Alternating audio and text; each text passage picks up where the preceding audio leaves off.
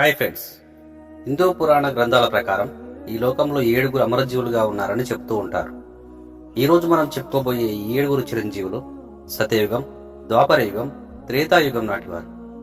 మరణాన్ని కూడా ఓడించిన ఈ సప్త చిరంజీవులు శాపం వల్ల లేదా వరం వల్ల చిరంజీవులుగా ఉన్నారు. వీరి కథల గురించి తెలుసుకుందాం. వీరి కథల మీద మీకు నమ్మకం లేకపోతే పృథ్వీరాజ్ చౌహాన్ని అడగొచ్చు. మహమ్మద్ గోరితో యుద్ధం సమయంలో అడవిలో అతను ఎవరు కలిశాను అని. తులసీదాసుని అడగవచ్చు, అతనికి రామాయణాన్ని ఎవరు చెప్తే రచన చేశాడు అని. జీవన మరణ చక్రాన్ని ఓడించి ఇప్పటికే బ్రతికున్న ఈ 7 ఎందుకోసం బ్రతికున్నారు, ఎవరి కోసం వెయిట్ చేస్తున్నారు, 7 అసలు ఎక్కడున్నారు, ఏ రూపంలో ఉన్నారు, మన ముందుకు ఎందుకు రావడం లేదు, అసలు మన ముందుకు వస్తే ఏం జరుగుతుంది. సత్యయుగం నుంచి కలియుగం వరకు జీవించి ఉంటే ఈ 7 యొక్క కథలు చూద్దాం. 7 మోటార్ స్టోరీస్. నిజంగానే కలియుగంతో సృష్టి అంతరించిపోతుందా? కల్కి నిజంగానే పుడతాడా? ఈ కల్కి ఎవరు? రండి ఈ వీడియోలో చూద్దాం. హనుమంతుడు. రామాయణ కావ్యంలో అసలైన హీరో రాముడు, కానీ అందరికీ ఇష్టమైన క్యారెక్టర్ హనుమంతుడిది. శివుడి యొక్క 11వ అవతారమే హనుమంతుడిగా చెప్తారు. మన సంస్కృత శ్లోకాల్లో సప్త చిరంజీవుల్లో హనుమంతుడి పేరు కూడా ఉంటుంది. శ్రీరాముడు తన అవతారాన్ని చాలించి వెళ్లిపోయిన తర్వాత ఇప్పటికీ హనుమంతుడు ఎందుకున్నాడు? బ్రహ్మాండం అంతం అయ్యే వరకు జీవించి ఉండడానికి అవసరం ఏంటి? అసలు ఎలా చిరంజీవి అయ్యాడో చూద్దాం. రామాయణంలో ఈ ప్రశ్నకు సమాధానాలున్నాయి. రావణుడు సీతను లంకకు తీసుకెళ్లిన తర్వాత సీతాదేవి కొన్ని నెలల పాటు శోకంలో ఉంటుంది. ఆ శోకాన్ని హనుమంతుడు తనతో తీసుకువచ్చిన రాముని సందేశం ద్వారా తొలగిస్తాడు. అందువల్ల బ్రహ్మాండమంతం జరిగే వరకు కూడా చిరంజీవిగా ఉంటావని సీతాదేవి హనుమంతుడిని దీవిస్తుంది. మరొక ఇతిహాసం కూడా ఉంది. హనుమంతుడు తన చిన్నప్పుడు ఆకాశంలో వెలుగుతున్న సూర్యుని చూసి తినే ఫలం అనుకొని సూపర్ హీరోలాగా ఎగురుకుంటూ వెళ్లి సూర్యుని మింగడానికి ప్రయత్నిస్తాడు. అప్పుడు ఇంద్రుడు వజ్రాయుధంతో హనుమంతుడిపై దాడి చేసి గాయపరుస్తాడు. స్పృహ కోల్పోయిన హనుమంతుడిని చూసిన పవనదేవుడు కోపంతో మొత్తం బ్రహ్మాండాన్ని స్తంభింపజేస్తాడు. గాలి లేక భూమిపై మనుషులు, జంతువులు అల్లాడిపోతూ ఉంటారు. అప్పుడు బ్రహ్మ, దేవతలు అందరూ ప్రత్యక్షమై హనుమంతుడికి చిరంజీవత్వాన్ని ప్రసాదిస్తారు. ఈ బ్రహ్మాండం అంతరించే వరకు చిరంజీవిగా ఉంటాడు అని దీవిస్తారు. రామాయణంలోనే కాదు, మహాభారతంలో కూడా హనుమంతుని పాత్ర ఉంటుంది.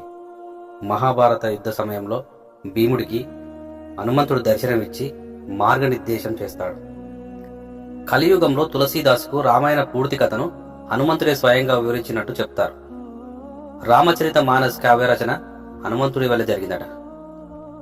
అలాగే హనుమాన్ చాలీస రచించగలిగేవాడు తులసీదాస్. రాముడు అవతారం చాలించిన గాని హనుమంతుడి నిరీక్షణంతా విష్ణుమూర్తి ఆఖరి అవతారమైన కల్కి కోసమే అని పురాణాలు చెబుతున్నాయి. కల్కి అవతారంలో ఉన్న విష్ణుమూర్తికి కలిని అంతం చేసే సమయంలో తోడుగా ఉండడానికి వేచి చూస్తూ ఉంటాడు. పరశురాముడు మహావిష్ణువు యొక్క 6వ అవతారం. రేణుకా జమదగ్ని దంపతుల కుమారుడు. పరశురాముడికి స్వయంగా శివుడే కలరాయి పట్టు అనే విద్యను నేర్పించాడట. అప్పుడే ఒక గుడ్డలిని బహుమతిగా ఇస్తాడు. అదే పారశం. పరశురాముడు తండ్రిని తార్ధవీర్య అర్జునుడు అనే క్షత్రియుడు నరికి చంపేస్తాడు. దాంతో ఆగ్రహించిన పరశురాముడు కోట్ల మంది క్షత్రియులను చంపుతాడు. భీష్ముడు, ద్రోణాచార్యుడు, కర్ణుడికి పరశురాముడే గురువు. కల్కి పురాణ ప్రకారం కలియుగంలో అవతరించే కల్కి అవతారానికి కూడా గురువుగా పరశురాముడే ఉంటాడని, అతడే అతనికి అన్ని విద్యలు నేర్పిస్తాడని చెప్పబడింది. విష్ణుమూర్తి ఆఖరి అవతారమైన కల్కి కోసం వేచి చూస్తూ పరశురాముడు మహేంద్ర పర్వతం పైన తపస్సు చేస్తూ ఉంటాడని పురాణాలు చెబుతున్నాయి. అశ్వత్థామ మహాభారతంలో ఒక ముఖ్యమైన పాత్ర. ఇతను చాలా బలవంతుడు. పాండవులకు, కౌరవులకు గురువైన ద్రోణాచార్యుడు కొడుకు అశ్వత్థామ. పురాణాల ప్రకారం అశ్వత్థామ గొప్ప యోధుడు, 64 కళల్లోనూ ప్రావీణ్యుడు. మహాభారత కావ్యం ప్రకారం కురుక్షేత్ర యుద్ధంలో అశ్వత్థామ కౌరవుల తరపున పాండవులపైన యుద్ధం చేస్తాడు. పాండవులను హతమార్చడానికి పథకం రూపొందిస్తాడు. కాని అప్పటికే శ్రీకృష్ణుడు పాండవుల్ని గంగా నది తీరానికి తరలిస్తాడు. అది తెలిసిన అశ్వత్థామ గుడారంలో నిద్రపోతున్న ఉప పాండవులని అత్యంత కిరాతకంగా చంపేస్తాడు. ఈ విషయం తెలుసుకున్న అర్జునుడు అశ్వత్థామను చంపడానికి వెంబడిస్తాడు. అప్పుడు అశ్వత్థామ అర్జునుడిపై బ్రహ్మాస్త్రాన్ని ప్రయోగిస్తాడు. శ్రీకృష్ణుడి సలహా మేరకు అర్జునుడు కూడా అశ్వత్థామపై బ్రహ్మాస్త్రాన్ని ప్రయోగిస్తాడు. ఈ 2 బ్రహ్మాస్త్రాలు ఢీకొంటే బ్రహ్మాండమంతా నాశనం అయిపోతుందని వ్యాస మహర్షి అడ్డుకొని ఆ బ్రహ్మాస్త్రాన్ని ఇద్దరిని వెనక్కి తీసుకోమని చెప్తాడు. అర్జునుడు బ్రహ్మాస్త్రాన్ని వెనక్కి తీసుకుంటాడు, కానీ అశ్వత్థామకు బ్రహ్మాస్త్రాన్ని వెనక్కి తీసుకోవడం తెలియదు. అస్త్రానికి లక్ష్యం చూపించడం కోసం అర్జునుడి కోడలు అభిమన్యుని భార్య అయిన ఉత్తర గర్భం మీదకు మరలిస్తాడు. ఆమె కడుపులో శిశువు బ్రహ్మాస్త్రం వలన గర్భంలోనే మరణిస్తాడు. శ్రీకృష్ణుడు తన యోగమాయతో మృత శిశువును బ్రతికిస్తాడు. ఆ శిశువే పాండవుల మన్మడు పరీక్షితుడు. రోపోద్యుక్తుడైన కృష్ణుడు అశ్వత్థామకు కలియుగం వరకు కుష్ఠరోగిగా రక్తం కారుతూ గాయాలతో అడవులు పట్టి తిరుగుతూ అత్యంత హీనంగా బ్రతకమని శపిస్తాడు. అలా శ్రీకృష్ణుడి శాపం వలన అశ్వత్థామ సప్త చిరంజీవులలో ఒకరిగా ఉంటాడు. పృథ్వీరాజు రాసులో రాసినట్టుగా 1192లో పృథ్వీరాజ్ చౌహాన్ మహమ్మద్ గోరీల మధ్య యుద్ధం సమయంలో పృథ్వీరాజ్ అడవిలో గాయాలతో ఉన్న ఒక వృద్ధుని కలిశాడట. ఆయుర్వేద్య వైద్యం తెలిసిన పృథ్వీరాజ్ అతని నిదుట ఉన్న గాయానికి వారం రోజుల పాటు వైద్యం చేశారట. అయినా గాయం మానకపోవడంతో అతన్ని "నువ్వు అశ్వత్థామవేనా?" అని అడిగితే వృద్ధుడు అవునని అక్కడి నుంచి మాయమైపోయాడని చెప్తారు. విభీషణుడు లంకాధిపతి రావణుడి తమ్ముడు. రావణాసురుడు సీతను అపహరించి లంకలో బంధిస్తాడు. విభీషణుడు పరస్త్రీని అపహరించడం ధర్మం కాదని తనన్న రావణుడికి చెప్తాడు. ఎదురు చెప్పినందుకు విభీషణుని ఆగ్రహంతో రావణాసురుడు అవమానిస్తాడు. యుద్ధ సమయంలో రాముడి వద్దకు వచ్చిన విభీషణుడు రావణాసురుడు యొక్క శక్తి గురించి, రహస్యాల గురించి చెప్పి రాముడి విజయానికి కీలక పాత్ర పోషిస్తాడు. రావణాసురుడి సంహరించిన తర్వాత రాముడు విభీషణుణ్ణి లంకకు రాజుగా పట్టాభిషేకం చేస్తాడు. కొన్ని సంవత్సరాల తర్వాత రాముడు తన అవతారాన్ని చాలించబోయే ముందు విభీషణుడు "నేను కూడా నా శరీరాన్ని వదిలేస్తాను" అంటాడు. అప్పుడు రాముడు "నేను మళ్ళీ కలియుగంలో కల్కిగా అవతారం ఎత్తుతానని, అప్పుడు కూడా అధర్మంపై ధర్మం చేసే యుద్ధంలో నువ్వు నా వెంట సహాయకుడిగా ఉండాలని" రాముడు విభీషణునికి చెప్తాడు. అప్పటి వరకు ప్రజల్ని ధర్మ మార్గంలో పరిపాలించమని చెప్పి చిరంజీవిగా ఆశీర్వదిస్తాడు. వేదవ్యాసుడు. ఈ పేరు భారత సాహిత్యంలో చాలా ప్రసిద్ధి చెందింది. పరాశర సత్యవతుల పుత్రుడు వేదవ్యాసుడు.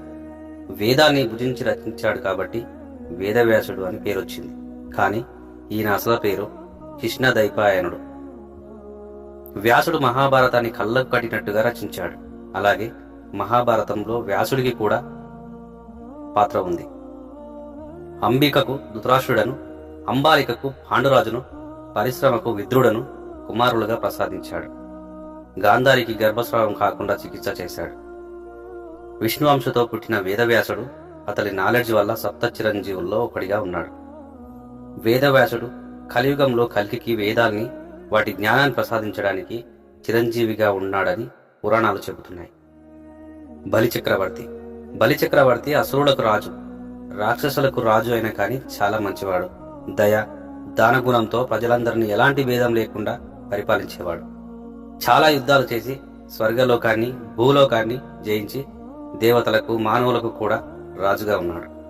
అప్పుడు దేవతలు మహావిష్ణువు దగ్గరికి వెళ్లి తనను రాక్షసుల నుండి కాపాడమని వేడుకుంటారు. బలిచక్రవర్తి విష్ణువుకు పరమభక్తుడు. విష్ణువుకు బలిచక్రవర్తిని చంపడం ఇష్టం లేదు. అందుకే వామన అనే బ్రాహ్మణ అవతారం ఎత్తాడు. బలిచక్రవర్తి అశ్వమేధ యాగం చేశాక అందరికీ బహుమతులు ఇస్తూ ఉంటాడు. ఆ సమయంలో వామనుడు బలిచక్రవర్తిని 3 అడుగుల భూమి కావాలని కోరుతాడు. 3 అడుగులే కదా, తీసుకోమని చక్రవర్తి తీసుకోమంటాడు. వామన రూపంలో ఉన్న విష్ణువు త్రివిక్రమ రూపంలోకి మారి 1 అడుగు స్వర్గం పైన, మరొక అడుగు భూమిపైన పెట్టి 3వ అడుగు ఎక్కడ ఉంచను అని అడిగినప్పుడు వామనుడే విష్ణుమూర్తి అని తెలిసిన బలిచక్రవర్తి తన తల మీద మరో అడుగు పెట్టమని చెప్తాడు. అలా వామనుడు బలిచక్రవర్తి తలపై కాలు పెట్టగానే బలిచక్రవర్తి పాతాళానికి వెళ్లిపోతాడు. బలిచక్రవర్తి దానగుణానికి మెచ్చిన వామనుడు ఈ బ్రహ్మాండం అంతరించే వరకు చిరంజీవిగా ఉండమని ఆశీర్వదిస్తాడు. అలా బలిచక్రవర్తి 7 చిరంజీవుల్లో ఒకరిగా ఉంటాడు. కృపాచార్యుడు కౌరవులకు, పాండవులకు ఆదిగురువు. కృప అనే పేరుతో కూడా పిలుస్తూ ఉంటారు. భారతీయ ప్రాచీన కథల్లో కృపాచార్యుడు ఒక శక్తివంతుడుగా కనిపిస్తాడు. ఈ కృపాచార్యుడు చిరంజీవిగా మారడానికి కారణమేంటో చూద్దాం.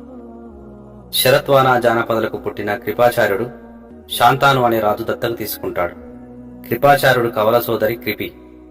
ఆమె ద్రోణాచార్యుడిని వివాహం చేసుకుంటుంది. మహాభారత యుద్ధంలో కౌరవుల తరపున కృపాచార్యుడు పోరాడతాడు. ఇతను చాలా పెద్ద యోధుడు. ఒకేసారి 60,000 మంది సైన్యంతో యుద్ధం చేస్తాడు.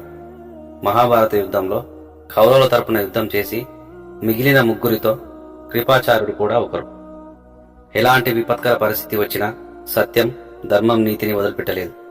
అందుకే అతని నిష్టకు మెచ్చిన కృష్ణుడు కృపాచార్యునికి చిరంజీవత్వాన్ని ప్రసాదిస్తాడు. ఈ వీడియో మీకు నచ్చినట్లయితే లైక్ చేయండి, షేర్ చేయండి, ఛానల్ సబ్స్క్రైబ్ చేసుకోండి.